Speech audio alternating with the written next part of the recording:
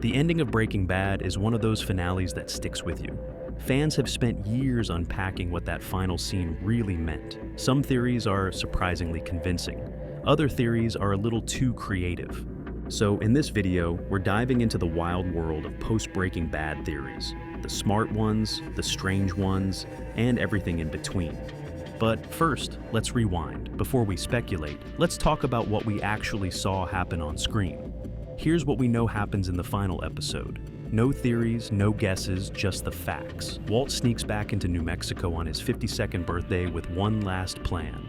He tricks Elliot and Gretchen into setting up a trust fund for his son, using a fake hitman scare, and nearly $10 million in cash. He also pays a final visit to Skyler. They have a quiet goodbye. He admits he didn't do it for the family. He did everything because he liked it.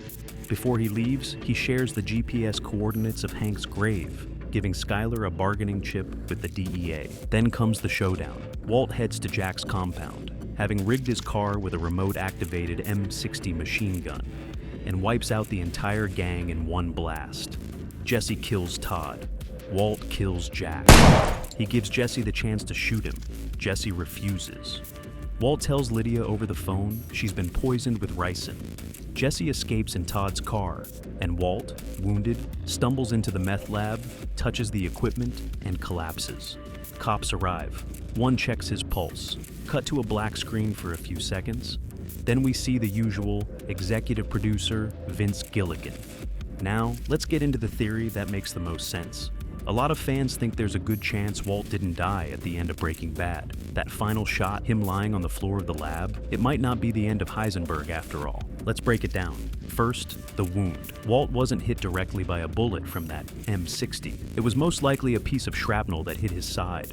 The blood's only on his lower right abdomen, and there's no exit wound. Most probably no vital organs were punctured all the way through, which means he could survive it, at least for long enough to get medical attention. Second, Walt doesn't just drop dead. He walks around, talks to Jesse, makes a phone call to Miss with Lydia, and he's still standing when Jesse drives off. That's a lot of activity for someone supposedly moments from death. Third, the cops show up immediately. Literally seconds after he collapses, they're there. And if you look closely, one of the officers checks his pulse, and then we cut to black. No declaration of death. So yeah, there's a solid case to be made. Walt might have lived, but here's the twist. If he did survive, things wouldn't exactly be looking up. He'd go to trial, almost definitely end up in prison.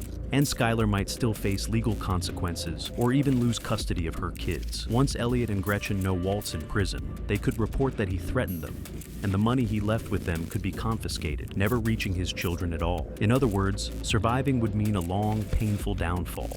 Not just for Walt, but for everyone around him. Which kinda makes death the most merciful ending he could have gotten. Make sure to check out the Film Theorists channel if you want a deeper dive. They've got a full breakdown of this theory. The classic, it was all a dream theory. No show is safe from it, and Breaking Bad is no exception. Some fans have floated the idea that the entire series was just a dream Jesse had after falling asleep in Mr. White's chemistry class. Yep. Everything from the RV cookouts to Gus Fring's face getting blown off to Walt's criminal empire, all just the sleepy imagination of a bored high school student. Now, is it kind of funny? Yeah. Is it weirdly sweet considering how much Jesse looked up to Walt, even when things got dark? Sure. But does it make any real sense? Not really. Let's, just for fun, assume this is a serious theory. Why wouldn't it work? Well, this theory assumes Jesse would have had to dream up every single plotline in the Breaking Bad universe. So, Jesse, who's famously not academically talented, would somehow imagine detailed, accurate chemistry processes, drug synthesis, scientific terminology, and the inner workings of a full-blown meth empire. That's some next-level subconscious genius for a teenager nodding off in class. So, while it's a fun thought experiment, this theory falls apart the second you apply logic to it. Still, it's kind of a cute one. Okay, buckle up for this one.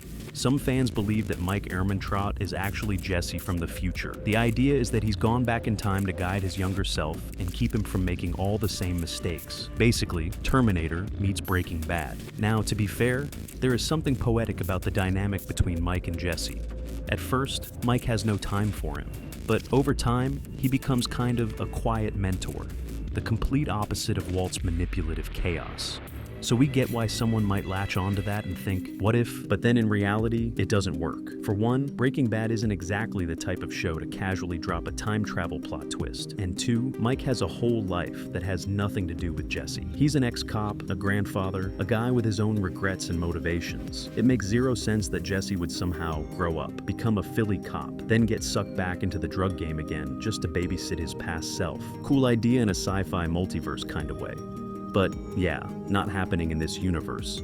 What if Walter White didn't die in that meth lab, but instead, he ran away and changed his identity to become Hal, the lovable, bumbling dad from Malcolm in the Middle? Yes, seriously, that's a theory. It all comes down to Bryan Cranston, the man behind both roles. Seeing him go from the chaotic yet goofy Hal to the terrifying Heisenberg blew people's minds.